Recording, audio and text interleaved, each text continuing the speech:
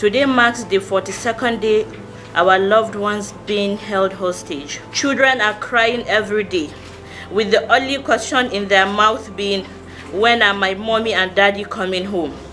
What a miserable state.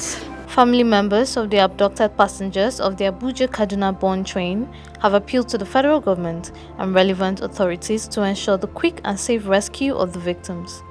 May the 9th marks the 42nd day since the train was attacked. It can be recalled that on March 28, 2022, terrorists attacked the Abuja-Kaduna born train, killed 8 persons, injured 26 persons, and abducted 68 persons. Their appeal came at a press briefing in Abuja. A family member of the victims, Zara Aliyu, during the briefing said that since the incident occurred, they have been living in fear. Today marks the 42nd day our loved ones being held hostage.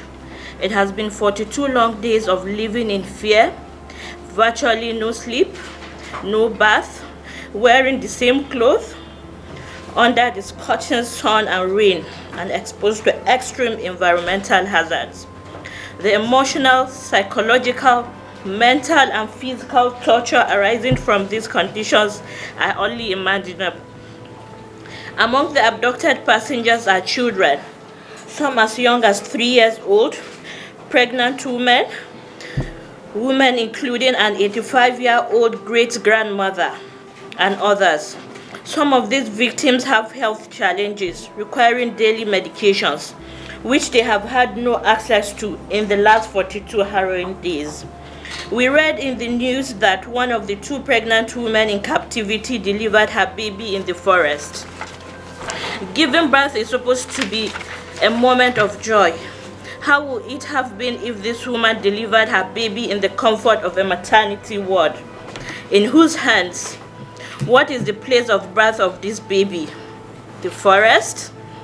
While some families have their breadwinners in captivity, others have their wives, mothers, sisters, brothers, uncles, and aunts held down in the bush. Mrs. Aliyu noted that this incident has upended the lives of affected families. This hostage taking has drastically disrupted the living conditions of affected families.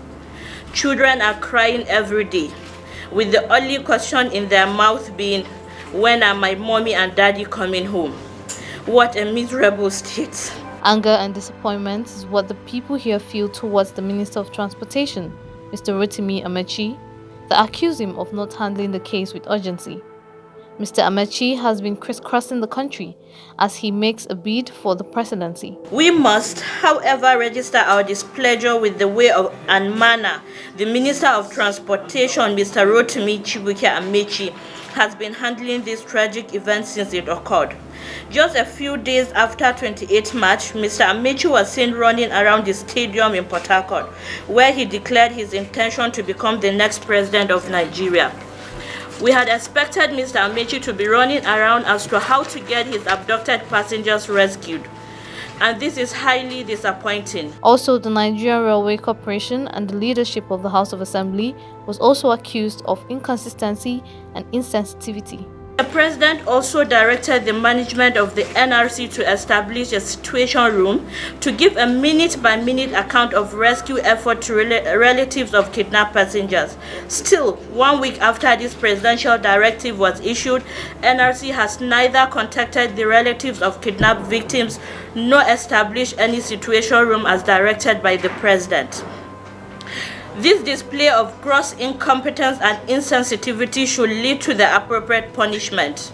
Furthermore, we sought the intervention of the leadership of the National Assembly, which is the People's Court, but nothing has been forthcoming from them. These families here have these prayers that need to be answered urgently. To the government, number 1, quick and safe rescue of our family members held hostage. Number 2, Abuja-Kaduna train service should not resume until the first prayer is met, and adequate security measures are put in place to guarantee the safety of prospective passengers. This position aligns with the prayers of the majority of Nigerians.